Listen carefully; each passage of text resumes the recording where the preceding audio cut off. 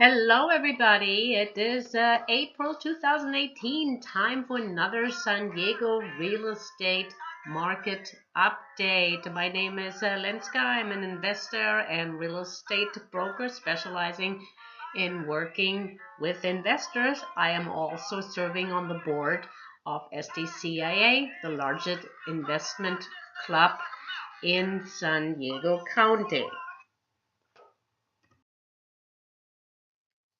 San Diego's only in-depth market report right here. Please don't forget to subscribe because it's much more motivating to do it for 250 people than just 3. You guys know what I'm talking about.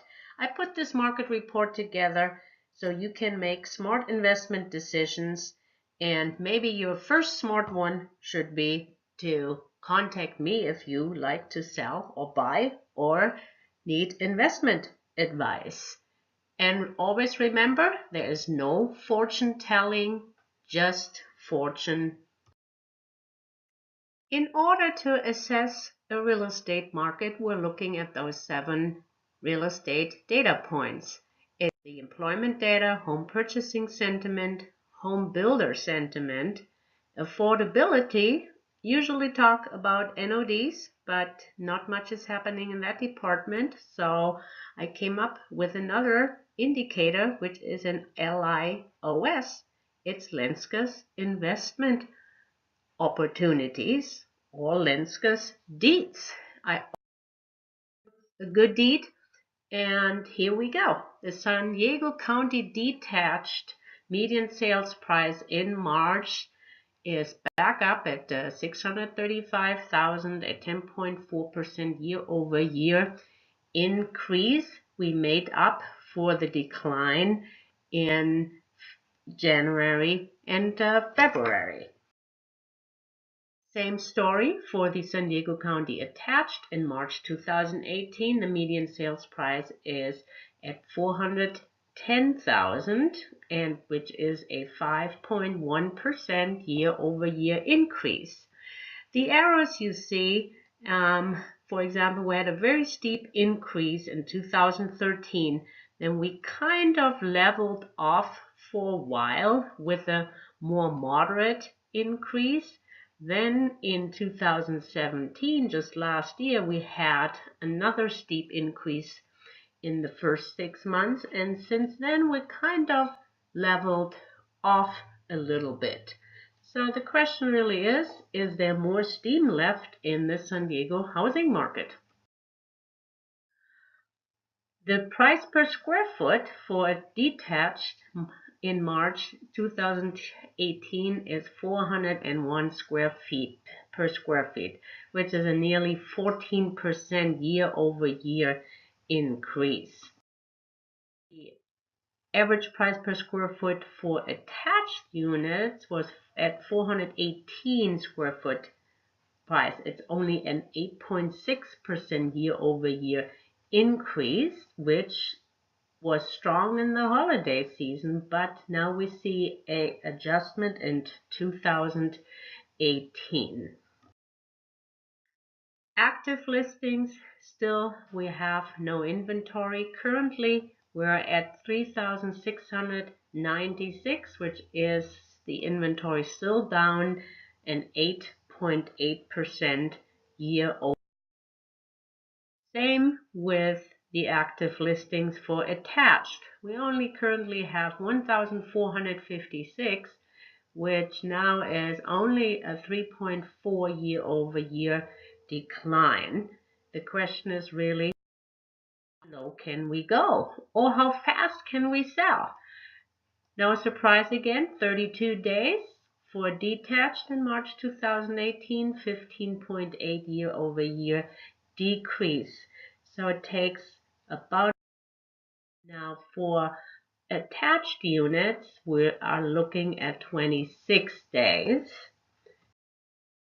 Now, we always like to dig a little deeper, which is really important for investors because we buy different inventory. We buy smaller houses, medium houses, larger houses. We might buy houses in a 55 plus community. So I just was curious if it takes longer to sell larger homes, which we usually call the McMansions. And we'll get back to that later on when we talk about more employment and inventory. But as you can see, 1,000 square feet or less takes about 22 days to sell. Anything between 1,000 and 3,000 is your 24 days. The green line is 3,000, between 3,000 and 6,000 square feet, which takes 44 days. So that's about 6 weeks. Still, the time is reduced year over year. Now, the 6,000 square feet homes, it's still down. It's still a hot market, even 6,000 square feet and higher, but it takes 75 days. So what did we learn? We learned that the higher the square footage, the longer it takes to sell. So if you're flipping, you might want to account for your hard money and your holding costs. Now here's another median sales price by age restriction. So the 55 plus is one of the hottest markets right now. So we're looking here, how long does it take to sell something in the 55 plus community at what price? So we're looking at the median sales price at 550,000, where at no age restriction, we're at our 635,000. But look, the increase was 13.4% higher than the no age restriction.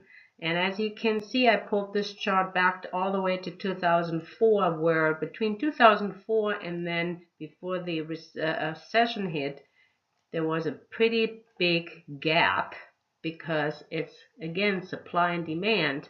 Now, since the crisis and the really good affordable years, that orange line and the blue line, which means the median home prices, have been pretty close together. Active listings, 55 plus, we have about 352 listings, but there was a huge increase in the beginning of this year. In the first 3 months, we're talking about an inventory that actually increased about 25%. Will the baby boomers think it's a good time to sell? They have maxed. Now, we're looking here at the average percent of original price by price range.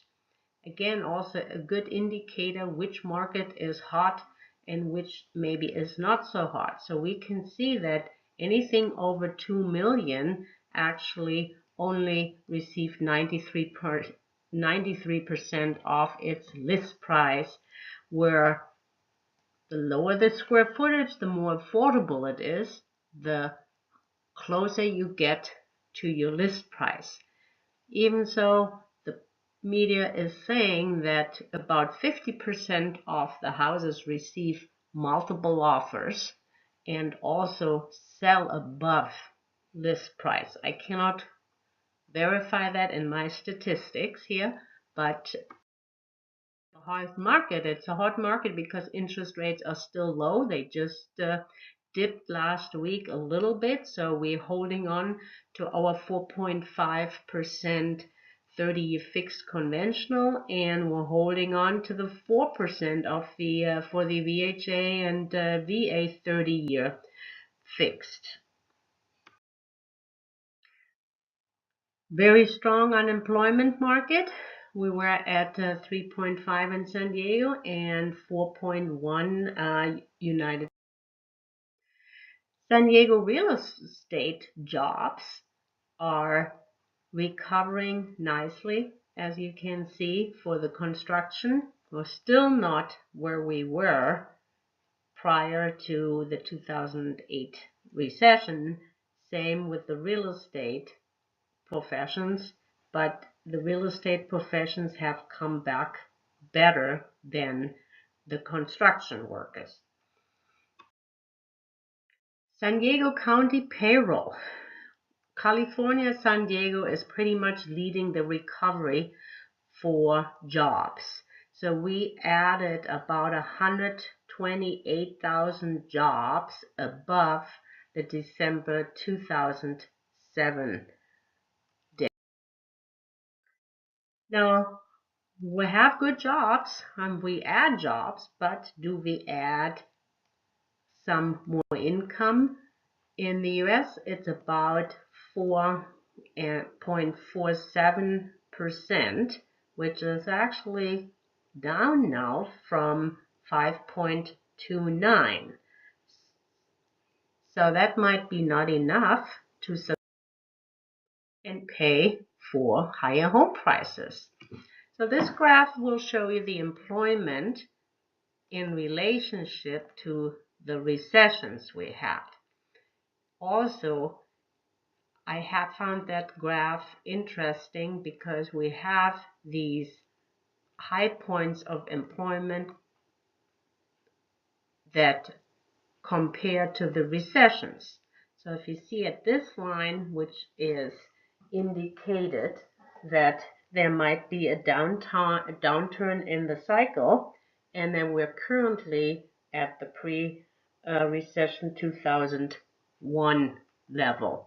And this graph is adjusted for the population, which usually the non-farm employment data is not. Unemployment initial claims were going down, down, down, down, down until actually last week, where we had an increase of about 24,000 in the last week. Now we're coming to how Americans really feel about real estate. We have the Home Purchase Sentiment Index, HPSI, which Fannie Mae does a survey every month and asks these questions. Is it a good time to buy? Is it a good time to sell? Will home prices go up? Will mortgage rates go down? How confident are you about not losing your job? And is your household income significantly higher than in the past 12 months? Here we are. We lost 3 points last month, but we're reversing it, and the HPSI rose 2.5 points in March to 88.3. Let's check out what the 10% more thought it's a good time to buy, 3% thought it's a good time to sell, 3% less 3% thought that home prices will go up. Do you think home prices will continue to go up? Mortgage rates will go down. That's interesting. And the confidence, no change in confidence, losing their job. And also don't think that they will make more money. The home builders still a giddy, still a high number, 70. That's the overall U.S. wide. In the West, it always has been the highest in the nation, and the little decline was actually created due to lower sales expectations. They still have a shortage of labor and buildable lots, and we're still dealing with the material price increases. But otherwise, the home builders are enjoying great sales and are very. Why are they optimistic? Look at this. They still have ways to go to build as many homes as we built in the past. Usually we talk about the affordability. This time I wanted to dive in a little bit into the first-time home buyers affordability. and the California Association of Realtors says it is at 518,500, which is about 45% in San Diego. So we just talked about the median home price being 635,000. Now, how much inventory do we have to offer those first-time home buyers at 500?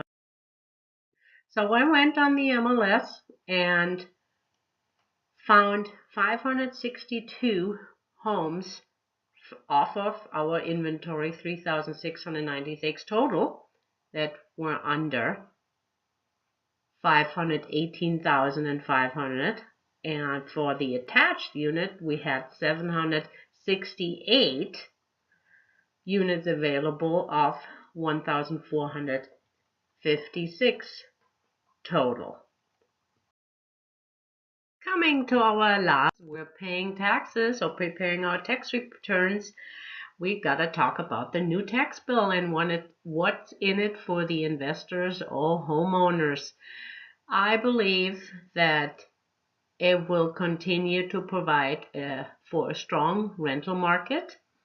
They left the tax breaks alone with how capital gains is calculated if you own your house for 5 years and you have lived in it 2 years out of the 5 years. And they also left the 1031 exchanges alone.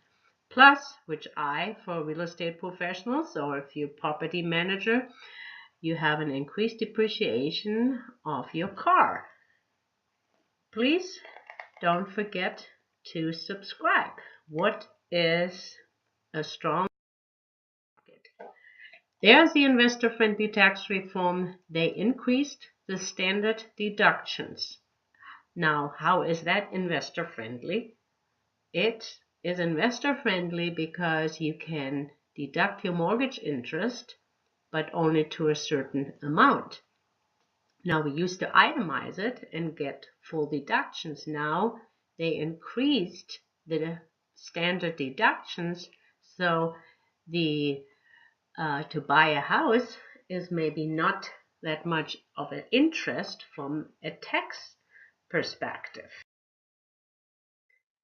The home owner unfriendly tax reform, because the federal tax incentives to own versus rent drops from $3,291 to zero in the first year. And it is also true for the typical buyers, for the mid-range buyers and the high-end buyers. Now, especially the high-end or higher median home price states, as obviously California is hit harder than in the Midwest, or where the prices are lower. So the question is, to own or not to own. Tax incentives for home ownership obviously weakened. For 90% of the taxpayers, there will be no tax differential between renting and owning.